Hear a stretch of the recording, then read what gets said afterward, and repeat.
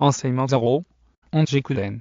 En japonais sur le bouddhisme, leçon 13. Le principe d'Ichinen Sanzen. Le principe d'Ichinen Sanzen ou 3000 mondes en un seul instant de vie est un principe bouddhique très important. Tiantai, le grand maître chinois, 538 à 597, a établi ce principe à partir du chapitre 2, moyens opportuns, du Sutra du Lotus.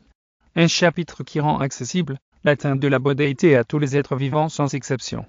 Le grand maître Tiantai parle de la triple vérité, samadhi, en sanskrit, pour aboutir aux 3000 dharma mondes tels que la nature du Bouddha en soi se dégage. Pour la bonne compréhension du sujet, une interrogation préjudicielle doit être répondue. Qu'est-ce que la vacuité ? Qu'est-ce que la vacuité ? La vacuité ou vacuité universelle est un concept bouddhique fondamental traduit par les termes de non-substantialité, de la tension-relativité, qui enseigne que les choses et phénomènes n'ont pas d'existence fixe, sont interdépendants.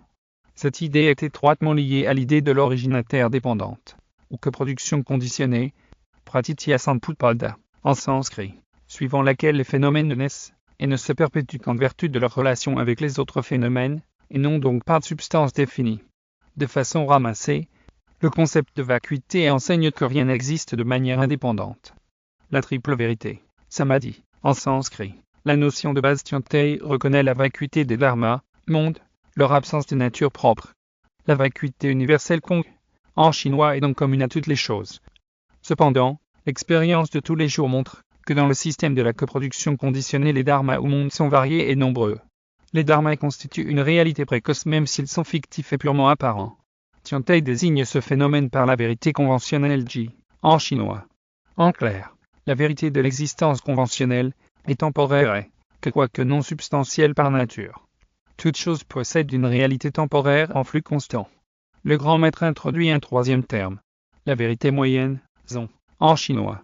La vérité moyenne, ou du milieu, trouve son intérêt dans l'affirmation que les dharmas, dans la mesure où ils présentent la double caractéristique d'être réels eu égard à la vérité conventionnelle, et vides au regard de la vérité suprême, ne sont pas absolument irréels. Autrement dit, la vérité de la voie du milieu est que tous les phénomènes relèvent à la fois de la vacuité et de l'existence conventionnelle et temporaire, mais ne sont par essence ni l'une ni l'autre. Les 3000 dharmas ou 3000 mondes en un seul instant de vie, la voie vers la bodhéité. La notion de triple vérité établie, le grand maître Tiantai poursuit son raisonnement. L'étape suivante est l'interpénétration de tous les dharmas sur fond d'unité ultime de l'univers. Cette interdépendance de tous les dharmas est désignée par Tiantai sous l'appellation intuition de 3000 dharmas en un seul instant de pensée, ou les 3000 dharmas en un seul instant de vie. Pour ce faire, le grand maître intériorise d'abord la théorie des 10 états ou modalités d'expression de la vie ou la répartition des êtres suivant les 10 catégories contenues dans le Sutra du Lotus. Le souci pédagogique commande un rappel de cette répartition. Suivant donc le Sutra du Lotus, les êtres sont repartis en 10 groupes en fonction de leur niveau d'éveil et d'ignorance. Les 4 catégories de saints auditeurs, éveillés solitaires, bodhisattva et Bouddha, contrastent avec les 6 catégories d'êtres, êtres célestes ou devas, esprits errants ou asura, animaux, êtres dans les enfers, êtres humains, preta. Ces catégories étant mutuellement immanentes, le chiffre 10 doit être multiplié par lui-même, ce qui donne un multiple de 10, c'est-à-dire 100. Le grand maître, toujours dans sa logique, recommande pour chacune des dites catégories de prendre en compte les 10 facteurs, un principe clarifiant les facteurs communs dans toutes les vies. Ils sont énumérés comme suit dans le chapitre 2, Aubaine, moyens opportuns, du Sutra du Lotus. Une apparence ou forme, de nature. 3 entités ou substances, 4 pouvoirs ou forces, 5 influences ou actions, 6 causes inhérentes, 7 relations, 8 effets latents ou rétributions, 9 effets manifestes ou états ultimes, 10 est leur cohérence du début jusqu'à la fin. Ce dernier facteur est celui qui unifie, en instaurant une cohérence entre les 9 précédents facteurs, du début jusqu'à la fin. La multiplication des 100 mondes inclusifs précités par ces 10 aspects, on obtient 1000. Chacun de ces 1000 mondes issus d'une interdépendante est, enfin, multiplié par les 3 aspects propres à l'être vivant, dans sa globalité dans le lieu de résidence. Le résultat final est nécessairement 3000.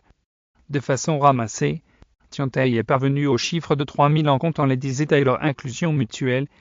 Chacun possédant les 10 modalités d'expression de la vie, dans les 3 domaines d'existence ou principes de différenciation ou encore passé, présent, futur. Ce qui donne 10 multiplié par 10 multiplié par 10 l'apparition de la nature de Bouddha, enfouie en soi. La finalité. La philosophie de Tiantai est révélatrice de ce que l'homme est le reflet de tout.